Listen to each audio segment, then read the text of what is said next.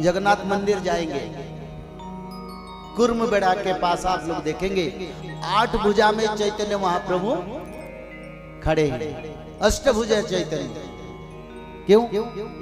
नहीं, ये कल की रूप का प्रमाण करते हैं, मैं कल की होके आऊंगा।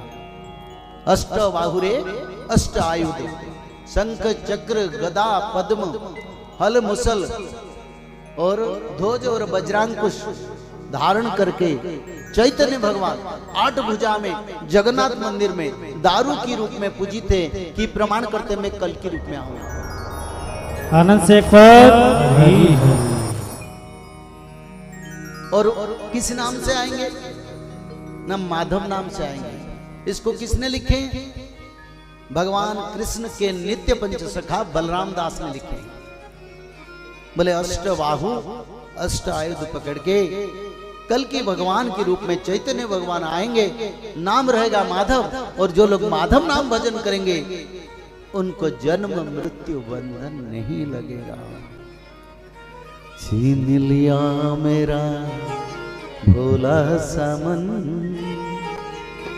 भक्त का भोला सा मन को प्रभु हरण करते हैं, छीन लेते हैं, कभी तड़पाते भी हैं। भक्त ऐसा बनना चाहिए, भक्ति ऐसा होना चाहिए, ऐसा भाव प्रकट होना चाहिए ताकि प्रभु हमारे मन को चुराएंगे। गोविंद कुछ नहीं चुराते हैं।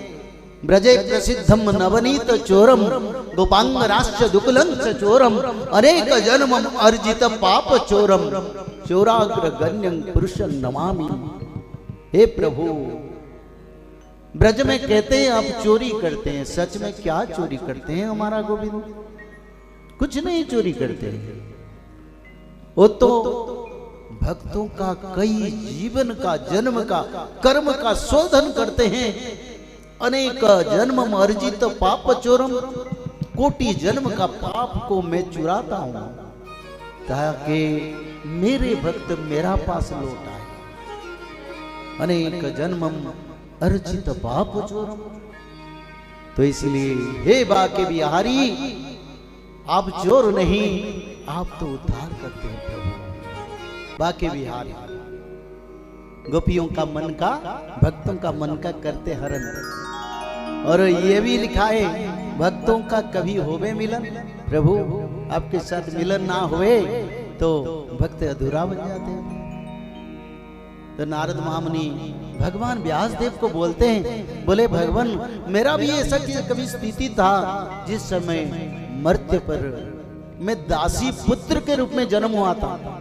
नारद महामुनि फिर दासी पुत्र के घर में जन्म हुए, जो सेविका है जिसका कोई सम्मान नहीं है। नारद महामुनि भगवान के अवतार, तृतीय अवतार नारद महामुनि भगवान के 24 अवतार में नर नारायण बराह अवतार, फिर नारद महामुनि के अवतार, तृतीय अवतार।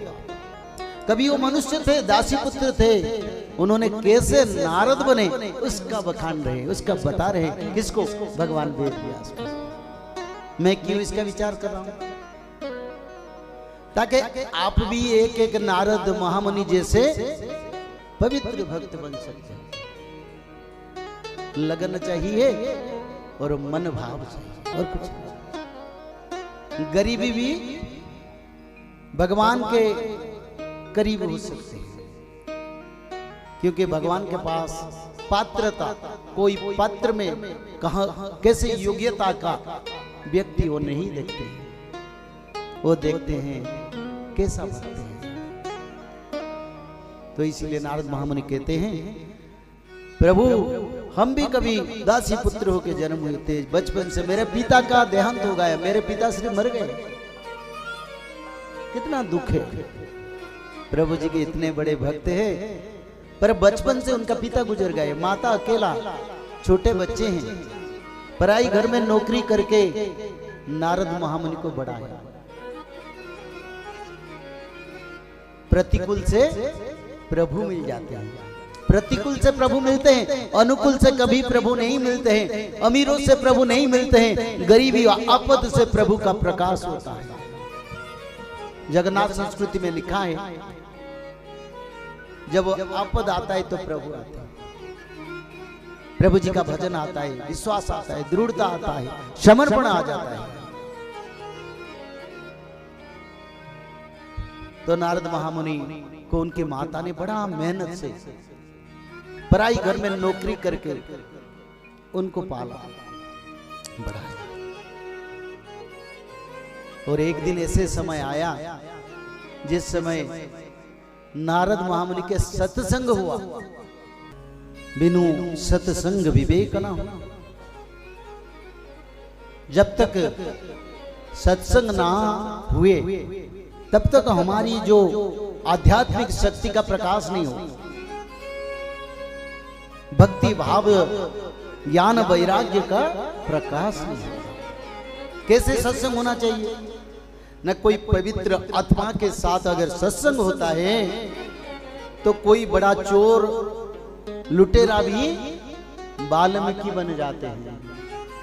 पारुस परस कुधातु सुहाई, जैसे पारस धातु की सानिध्यता में लोहा सोना बन जाता है, ऐसे मानव भी भगवान के परम भक्त बन जाते हैं। तो नारद महामुनि यही बोले मेरा सत्संग हुआ ब्राह्मणों के साथ। और उसी समय नारद महामुनि जिस समय उनकी मां सेवा कर रहा था, जिनकी घर में उनके घर को चतुर्मासी के समय में ब्राह्मण देवता लोग आए और घर की मुखियों ने ब्राह्मण को निवेदन किया हुआ, भगवान आप यहाँ 4 महीने रह जाइए और 4 महीने बारिश कम हो जाएगा, बारिश का मौसम चल जाएगा और आप चल जाएंगे, आपकी सेवा हम करेंगे। और उसी समय नारद महामुनि ब्राह्मणों के साथ मिलन, और नारद महामुनि उन्हीं ब्राह्मण का सेवा किया, उनका जूता खाया, उनका पैर दबाया, उनकी कपड़ा का सफा किया, उनकी देखभाल एक सुंदर माता पिता की तरह उन्होंने भी इतने कम उम्र में सेवा पर आया। मन की पवित्रता, सत्संग, ब्राह्मणों के साथ बार बार मिलन, उनकी वेद मंत्र बीज मंत्र का मनन स्मरण, बड़ा आनंदित हो गए ब्राह्मणों ने। फिर बोले ये तो बड़ा भक्त है, तो उनको भगवान के बीज मंत्र प्रदान किया। बोले इस मंत्र को भजन करो। सब भक्ति का धारा बताया। 4 महीने चल गया, चतुर्मासी का समय चल गया, फिर ब्राह्मण ने अपने रास्ते से चल गए। फिर ब्राह्मण देवता जाने के बाद कुछ समय के बाद नारद महामुनि के मां को सांप ने काटा। एक समय गौ माता का दूध दोहन कर रहे थे तो उनको सांप ने काटा, वहीं पर उनका मृत्यु हो गया। भगवान का भक्त कितना दुखी देखो। पहले से पिताजी चल गए, फिर एक था मां पालन करने वाले, वो भी चल गया। उम्र करीब 8-9 साल होगा, इतना ज्यादा नहीं। मां का सत्कार किया, पिंडदान किया। फिर नारद महामुनि वही भगवान का नाम मन में आया। ब्राह्मणों ने बताए थे कोई भगवान है दुनिया में जो दुखी का बंधु बनते, सखा बनते हैं। तो उनकी खोज में वो निकल पड़े जंगल की ओर। वन जंगल गिरी गांव शहर सब एक एक करके अतिक्रम करके जंगल की ओर चले और जाके पवित्र नदी के किनारे बैठ गए स्नान करके। त्रिकाल संध्या की प्रभु जी को स्मरण किया और कुछ समय पहले सपना में प्रभु आए और बोले नारद इस जीवन में मेरे को प्राप्त नहीं होगे तो अभी तुम अपना सामाजिक कर्म करो, बचते रहो, जब मृत्यु होगा मेरे को प्राप्त करोगे। उसका बाद नारद महामुनि का मृत्यु हुआ। 1000 वर्ष ब्रह्मदेव का निद्रा समय था, सहस्र वर्ष ब्रह्मदेव का निद्रा समय था। उसी समय नारद महामुनि ब्रह्मदेव के शरीर में प्रवेश किया और फिर सृष्टि का सर्जना हुआ। तो ब्रह्मदेव की संतान के रूप में नारद महामुनि धरती पर ब्रह्मांड का कल्याण के लिए धरावतरण किए और उनको भक्ति और भाव प्रभु के प्रति उनका निष्ठा से उनको नारद मुनि से महामुनि कहा गया और इतने भक्ति बढ़ गया तो भगवान का अवतार में शास्त्र में उनको स्थान दिया गया। मानव से महामुनि, देव ऋषि, देवताओं का ऋषि बन गए। आप भी बन सकते हैं। क्या करना पड़ेगा? क्या करने से आप लोग नारद महामुनि जैसे, ध्रुव प्रहलाद जैसे, पांडव जैसे, शबरी जैसे भक्त बन पाएंगे? पहले तो दंभ, अहंकार, क्रोध उसको त्याग किया। दूसरा, त्रिकाल संध्या करो। त्रिकाल संध्या में 7 दिन से 1 महीने में भगवान बाके बिहारी आके दर्शन देते हैं। त्रिसंध्या ब्रह्म तत्व है। युग की अंत में वो ब्रह्म तत्व का प्रचार होता है हर युग में। त्रिकाल संध्या। और क्या? ना नाम भजन कीर्तन करो तो जीवन का परित्राण हो जाएगा। तो इसलिए मैं यही विचार करता हूं, हर मानव का अधिकार है मुक्ति के लिए, पर मानव उसको समझता नहीं या उनका सत्संग नहीं हुआ है, जिस कारण वो बार बार भटकता है। एक बात कहूं, करीब 2 लाख लोगों का मृत्यु होने से 1-2 लोगों को फिर मानव जीवन मिलता है। 2 लाख में 2 लोग और कहां जाते हैं? संजीवनीपुर को जाते हैं, भूतलोक को जाते हैं, प्रेत लोक को जाते हैं। तो इसलिए अभी भी समय है, समय को समझो। कलयुग नहीं है, कलयुग नहीं है।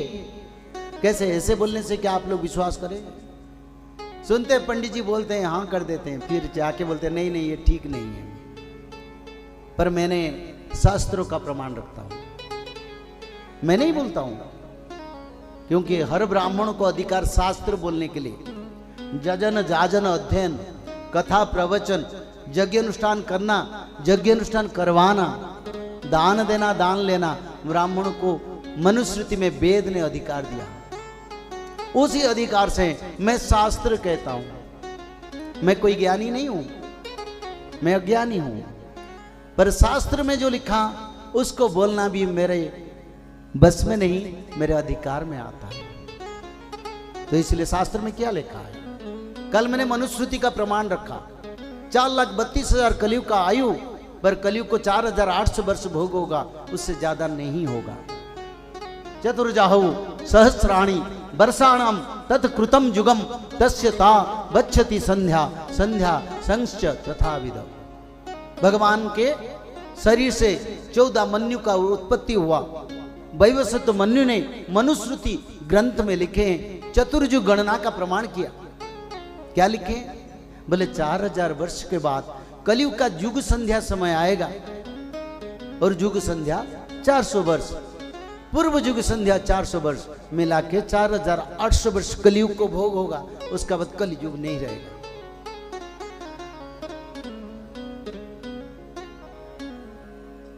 फिर हम गर्ग संहिता को जाएंगे। गर्ग मुनि भगवान कृष्ण के गुरु थे, कुलगुरु थे, नामकरण किए थे। उन्होंने भी युग गणना को बड़ा प्राधान्यता दिया, क्योंकि भगवान की भक्ति ही भक्त लोगों के लिए दिशा दिखाती है। गर्ग मुनि ऐसे भक्त थे प्रभु जी के, हाँ भला गुरु थे, सब तो भगवान का भक्त थे। ब्रह्मा शंकर देवता देवी सब तो प्रभु जी का दास ही है, दास।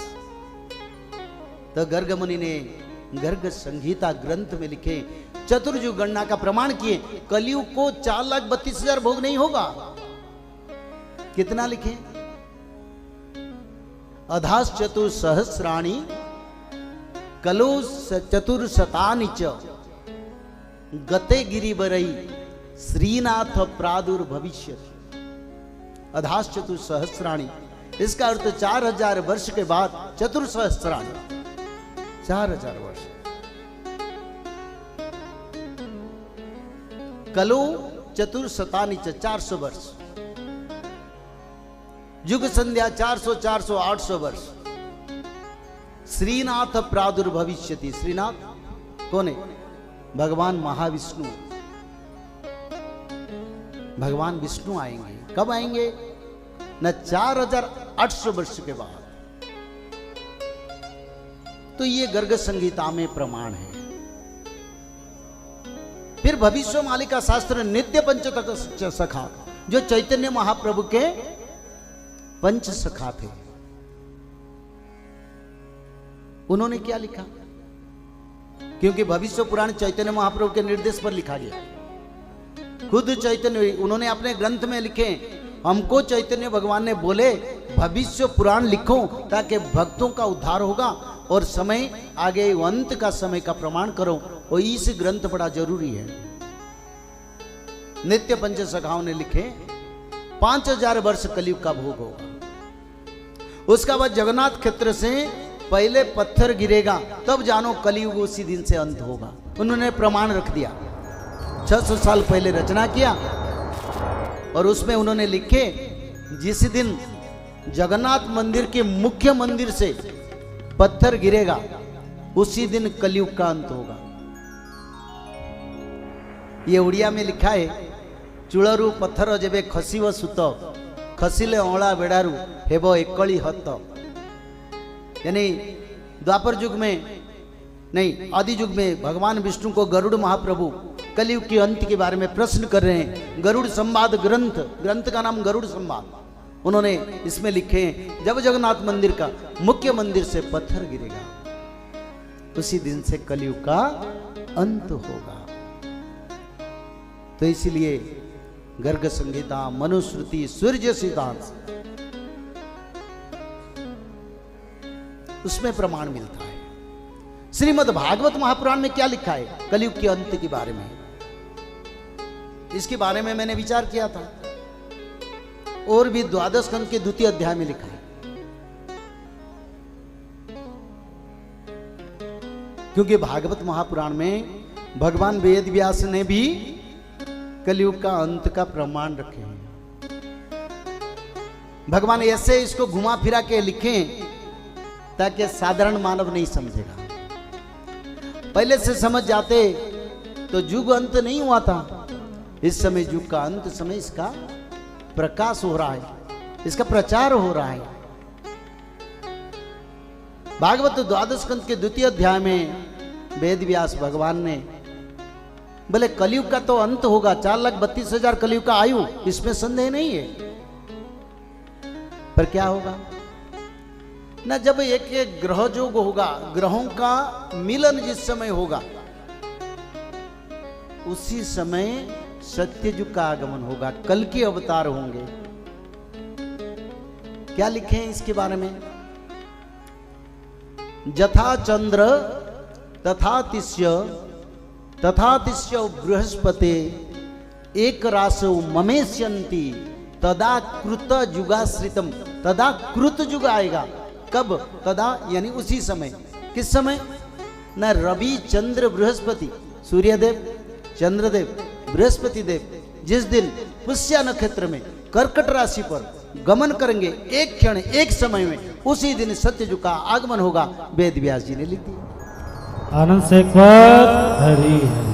तो ऐसा संयोग कब आया था, कब आएगा? ऐसा संयोग 1943 में आया था। उसको हमने गणना किए कई ज्योतिष विद्वान के साथ, क्योंकि वेद व्यास लिखे, भविष्यवाणी का लिख रहा है, मनुस्मृति में लिखा है, गर्ग संहिता में लिखा है, जगन्नाथ मंदिर से संकेत मिल रहा है। उसको हमने अनुध्यान किया। 40 वर्ष का हमारा अनुध्यान इसके ऊपर। ऐसे नहीं बोलते। क्या है शास्त्र, क्या गलत है? गर्ग मुनि क्या गलत है? मनु क्या गलत है? भगवान वेद व्यास क्या गलत लिखे? नहीं, बार बार अनुशीलन किया, बार बार। आज मैं नहीं बोल रहा हूं, मैं करीब 30 साल इसी संदेह में रहा क्या ये कलयुग अंत हुआ है।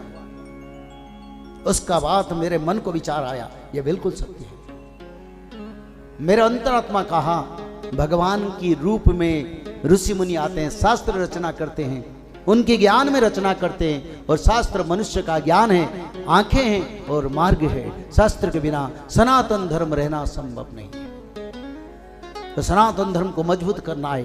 पंच सखा ने बोले जिस समय कलयुग का अंत होगा उसी समय भविष्य शास्त्र प्रचार होगा। सारा विश्व भक्त का उद्धार के लिए इसका प्रचार होगा। विश्व में जो भक्त है भगवान कल्कि के सानिध्यता लाभ करेंगे, माध्यम बनेगा भविष्य शास्त्र, भविष्यवाणी का पुराण। तो वेद व्यास ने जो लिखे 1943 में उसका सच हो गया। एक दिन में कलयुग नहीं बनाता, इसीलिए करीब 100 साल लग जाता है एक युग को परिवर्तन के लिए। तो इसलिए उसका प्रमाण से हमको बड़ा शांति मिला था कि वो समय सही है। फिर रविचंद्र बृहस्पति का संगम आगे होगा, ये भी लिखा है। और वेद व्यास की वाणी बार बार प्रमाण। तो इसीलिए जगन्नाथ मंदिर से जब पत्थर गिरेगा तब कलियुग अंत होगा। चैतन्य महाप्रभु के नित्य पंच सखाओं ने दृढ़ता के साथ लिखे, बोले सूर्य पश्चिम दिशा में उदय होंगे, सूर्य पश्चिम दिशा में उदय होंगे, पूर्व दिग में अस्त होंगे, पर हमारी ये वाणी में परिवर्तन नहीं होगा, क्योंकि स्वयं निराकार विष्णु ने हमको बताए, हम उसको लिख रहे हैं। अगर ये गलत होगा तो निंदा प्रभु का होगा, हमारी नहीं। ये थू आनो यदि ये वाणी हुई वो निंदा है वो तंकुसिना, बोले ये वाणी अगर गलत होगा तो निंदा भगवान को होगा, हमको नहीं, क्योंकि उन्होंने बोले, हम उनकी वाणी लिख दी है। और उनकी वाणी के मुताबिक जगन्नाथ मंदिर से पहला पत्थर गिर चुका है। और बार बार नित्य पंच सखा ने बोले एक बार नहीं 100 बार पत्थर गिरेगा, तब जानो कलियुग अंत होके सत्ययुग आगमन हो रहा है। बड़ो देवड़ू पत्थर खसु थिब पुड़ी थर को थर देखिबु बेनी नेत्र। बार जगन्नाथ मंदिर से कहीं बद्री धाम का जिक्र किया नहीं किया, श्री वृंदावन का जिक्र नहीं किया, कहीं रामनाथ का वर्णन नहीं हुआ, कहीं द्वारिकानाथ का मंदिर से पत्थर गिरेगा नहीं लिखा गया, जगन्नाथ मंदिर से गिरेगा, क्योंकि नाथों का नाथ आदि विष्णु सनातन जगन्नाथ है। सभी अवतार उनसे उत्पत्ति होते हैं, सभी अवतार का उनसे विलय होता है। इसलिए जगन्नाथ क्षेत्र में इस ग्रंथ संसार का कल्याण करेगा। भक्त बनो, अब समय नहीं है। 2032 से 34 के बीच सत्ययुग का आगमन होगा। और सत्ययुग को जो जाएंगे, हर मानव त्रिकाल संध्या करने वाले, कोई त्रिकाल संध्या ना करने वाले मानव नहीं जा पाएगा। सत्ययुग में सभी ब्राह्मण बन जाएंगे, सभी ऋषि मुनि बन जाएंगे, कोई जाति भेद नहीं, कोई जाति नहीं रहेगा। सभी ऋषि मुनि परंपरा को चल जाएंगे। कैसे जाएंगे? त्रिकाल संध्या, भागवत पठन, माधव नाम भजन से मनुष्य दिव्य मानव बन जाएगा। तो इस समय की ओर हम जा रहे हैं, अब समय नहीं है। तो इसीलिए निरंतर भजो माधव नाम। माधव नाम ही इस समय आप लोगों को उद्धार करेगा। कल रसिया में 4 बार भूकंप हुआ, 7.3, 6.2, 6.4। अमेरिका में उससे पहले दिन हुआ था। और एक विमान में आग लग गया। बार train accident, rail accident, aeroplane accident, ये क्यों हो रहा है? समुद्र बार किनारे क्यों लंघ रहा है? क्या कारण है? मनुष्य को बीमारी क्यों ग्रास कर रहा है? धरती पर सूर्यदेव का गर्मी क्यों बढ़ जाता है? भगवान राम जब अवतार हुए थे, ये त्रेता युग का बात मैं कहता हूं, रावण का वध नहीं हुआ था, तब क्या हो रहा था? ये संस्कृत भागवत में लिखा है, ततः प्रजग्मो प्रसमंग मरुदगणा दिश प्रसेदु विमलम नबोद्धवत मही च कंपे न च मारुत बहु स्थिर प्रभश्च प्यभवत दिवाकर। ये संस्कृत भागवत का श्लोक है। इसका अर्थ क्या है? न जब रावण का विनाश नहीं होता, असुरों का विनाश नहीं किया था प्रभु ने, तब धरती पर बार बार भूकंप आ रहा था। आज जैसे आ रहा है ना, आज भूकंप आ रहा है ना सभी देश में, सभी देश में आता है। क्यों आता है? न धरती माता को भारा बढ़ गया, वो नहीं संभाल पाता है, इसलिए कंधा बदलता है, सर पर इधर उधर करता है, ऐसे करके धरती को इधर उधर करता है। और भगवान राम ने जब तक असुरों का विनाश नहीं किया था तब धरती पर भूकंप हो रहा था। ये संस्कृत भागवत में रचना है, ये श्लोक मैंने बताया। और क्या हो रहा था? ना तूफान और चक्रवात बार बार हो रहा था। ओडिशा में 10 महीने हो गया बारिश बंद नहीं हुआ। हर महीने लो प्रेशर होता है, हर महीने बारिश बंद नहीं हुआ। 10 महीने कंटिन्यूसली बारिश चलता है। लोग परेशानी हो गए।